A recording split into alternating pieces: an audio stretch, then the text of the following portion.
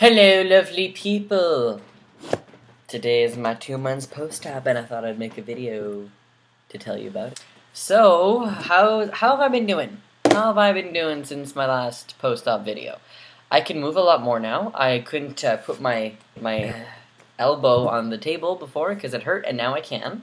So that's really fun. And I feel like I can lift things like the cat. I can lift up the cat, so that's good. Here's one thing that I don't like, is that everybody said after 6 weeks you'll be fine to do anything, you'll be able to lift your arms, you can go back to work, you can lift things. No! I don't know why anybody ever talks about this. There's no way I'm the only effing person in the world who's had top 3 who was not completely recovered after 6 weeks.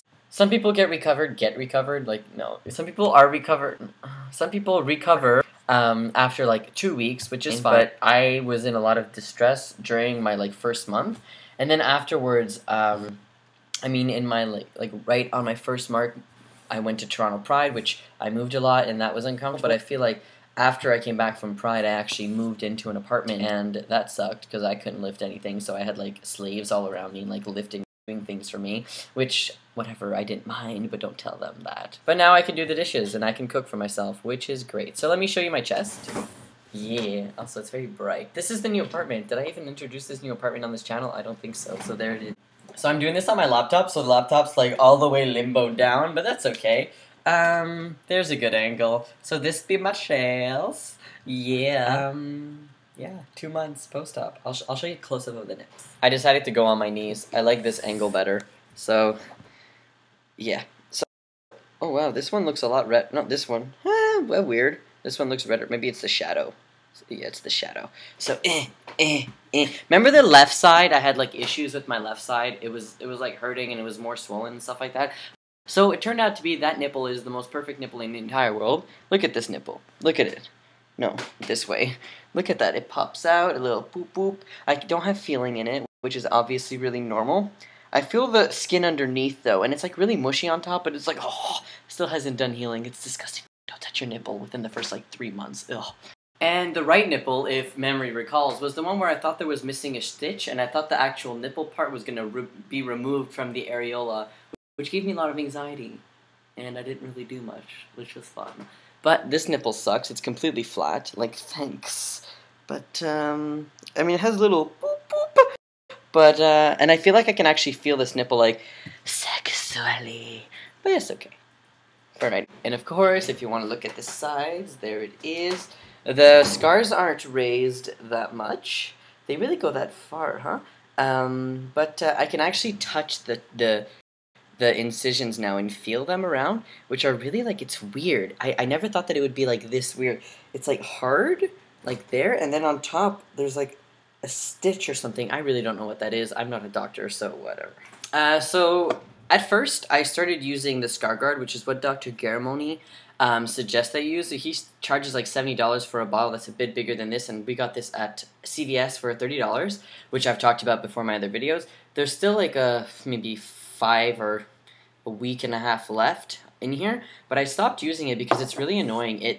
Once you put it on the actual incision, it starts to flake off, and it's just really annoying. If you're wearing clothes, it just like comes off. You're just like, great.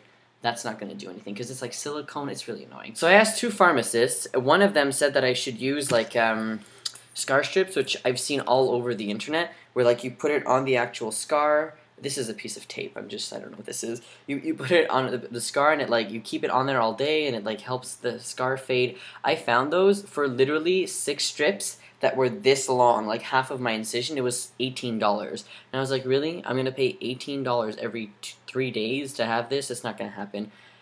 So I stopped using it. I decided not to use that. I wanted to ask about like creams or anything like that, and somebody suggested bio oil. The person at the pharmacy said that it's really good, and even underneath it's good for scars and stretch marks and stuff like that. So I've been using it every day, twice a day. I put it all over the incision here, and I put it around my nipples. The reason I put it around my nipples is because I really don't like the stitch scars around my nipples. Like nipples aren't supposed to look like that, and I want to get rid of those stitchy scars as much as I can. If anybody knows of a cheap online scar strip that I can purchase, please let me know. I know that, funny enough, the 2 Olivers that I know who live in Europe, in Denmark and in Poland, both used scar strips, and I don't know where they got them, and if it's online, I mean, I could just ask them. I don't know why I'm saying this in the video, but if you know it, just tell me. So far I am happy with the results. I don't want to complain because people don't get surgery, but I did pay $8,000 in total for this, so I might as well. So, you see my scars here? I've talked about this before. They're not straight. I asked Garamoni to make my scars, my incisions like this, and that's exactly how I wanted my chest, but they're like that. Now, the reason they're like that, I've been told, is because apparently my pec muscles are, like, right under here, so when I develop pec, you won't see it because it'll be right underneath, whereas if it was like that, you would be able to see it. So, I'm gonna go crazy town on my workouts when I'm able to move more, and we'll see. But I don't want to be like that. I don't want to not be happy. I mean, I'm really happy that I have surgery. I'm literally topless every fucking second of the day. The only time I put clothes on is to go to work. Is that true? Yes. It is very true. Literally, I come home, take my shirt off. I sleep without a shirt on. The second I go to school, I'm not going to school yet. To work, I put a shirt on. It's disgusting. I don't want to wear a shirt, but I am extremely happy with the results. Honestly, like, even if the scars aren't exactly how I wanted them, I'm beyond happy with the results. Completely happy. And I can't wait till they completely heal and then I can move more, because, you know, there's still a bit of swelling right here, you can see, which is normal, because the swelling goes down after months, so, you know, it'll probably look better. And like I said, I'm happy. I'm good. It looks good when I do, like, this angle, I feel like yeah, like that, like, ooh, butch angle. Alright guys, that's it. I did want to let you know, I don't know if any of you watch FTM Transtastic, which is the collab channel that I'm on, and that I've been on for, like, ever.